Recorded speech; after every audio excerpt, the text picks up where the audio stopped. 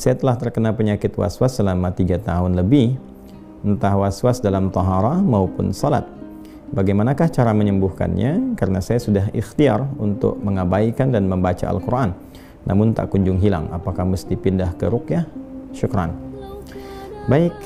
Waalaikumsalam warahmatullahi wabarakatuh.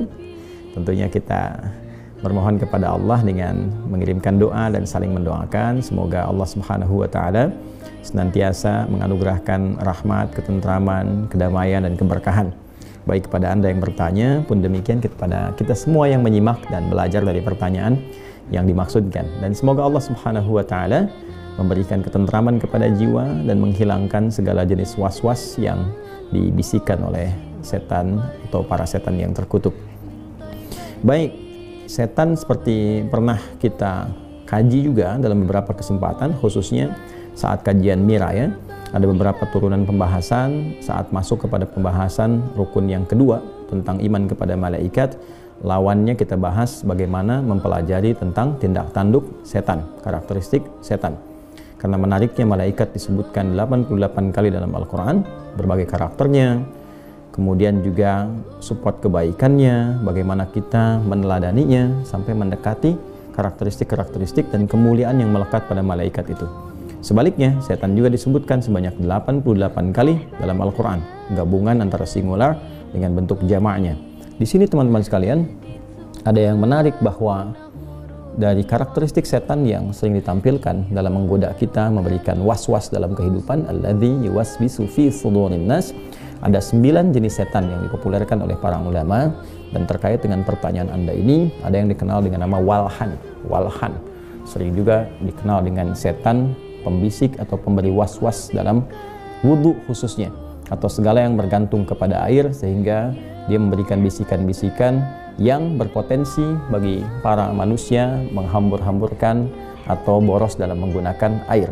Dalam bahasa Arabnya itu tabdzir, orangnya disebut dengan mubadzir. Karena itulah orang-orang yang mubadzir menggunakan sesuatu yang sia-sia atau banyak menggunakan sesuatu yang tidak bermanfaat, yaitu disebut dengan orang-orang mubadzir. Dan menariknya, Al-Quran menyifati orang-orang mubadzir ini dengan sifat teman karibnya setan atau dekat dengan setan. Innal mubadzirina kanu ikhwana syayatin. Dan para mubadzir itu, orang yang menyia-nyiakan sesuatu, itu disebut oleh Al-Quran adalah sebagai kawan-kawannya atau dekat dengan bisikan-bisikan setan atau memenuhi godaan-godaan setan. Dalam wudhu ini, terkadang setan memberikan was-was ya kepada kita yang berwudu supaya lupa dalam keadaan berapa kali kita sudah membasuh. Kemudian bahkan ada orang yang sudah berwudu bahkan diberikan was-was sehingga lupa bahwa dia telah berwudu, sehingga berwudu lagi, dan puncaknya adalah tidak mampu berhemat dalam menggunakan air atau boros dalam menggunakan air wudu. Nah, bagaimana solusinya? Allah Subhanahu wa Ta'ala yang pertama memberikan kepada kita satu ajaran, satu petunjuk di Quran surah ke-23.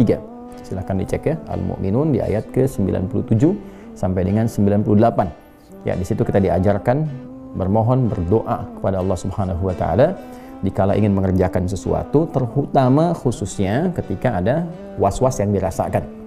Ya, qala, kemudian hamba itu bermohon berkata pada Allah Subhanahu wa Ta'ala, Rabbi a'udzubika min hamazatis syayatin wa a'udzubika rabbi ay yahdurun. Ya Allah, aku berlindung kepadamu, mohon lindungi aku ya Allah, kan, dari berbagai keburukan yang ditimbulkan oleh setan, dan aku bermohon perlindungan kepadamu ya Allah, ya, supaya mereka tidak hadir di sekitaranku. Aku mohon perlindunganmu ya Allah dari kehadiran mereka yang ingin memberikan was-was. Jadi yang pertama adabnya adalah berlindung dulu kepada Allah dengan segenap keyakinan. Jadi kalau berlindung tuh jangan cuma dibaca di lisan, ya, tapi dikuatkan dengan iman kita, difokuskan dengan pikiran kita, sehingga apa yang dimohonkan kepada Allah Subhanahu wa Ta'ala itu terasa dalam jiwa. Nah, bedanya apa? Bedanya orang yang bermohon kepada Allah dengan segenap jiwanya itu akan memiliki getaran dalam kalbunya. Getaran inilah yang menggerakkan kepada bagian tubuh kita untuk merasakan kehusyuan, sehingga dari situ timbul motivasi. Ya, motivasi kuat untuk mempertahankan kebaikan dan juga pada saat yang bersamaan mencegah berbagai keburukan, termasuk melawan bisikan-bisikan setan. Itu yang pertama.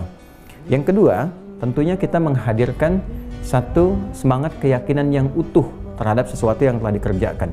Kaidah usul fikihnya berbunyi al-yaqinu la yuzalu bisyak. Jadi kalau sedang misalnya sudah berwudu, selesai wudu, kemudian ada was-was tadi batal atau enggak, ambil yang paling yakin dan putuskan pada saat itu. Ya, begitu Anda meyakini wudu, ya, saya masih suci, sudah tepikan berbagai macam hal-hal yang kira-kira bisa merusak keyakinan Anda, kecuali kalau ada bukti-bukti yang menunjukkan bahwa wudunya batal misalnya, maka silahkan diulang kembali. Dan yang ketiga, mempelajari tentang makna, ya, apa yang dikerjakan.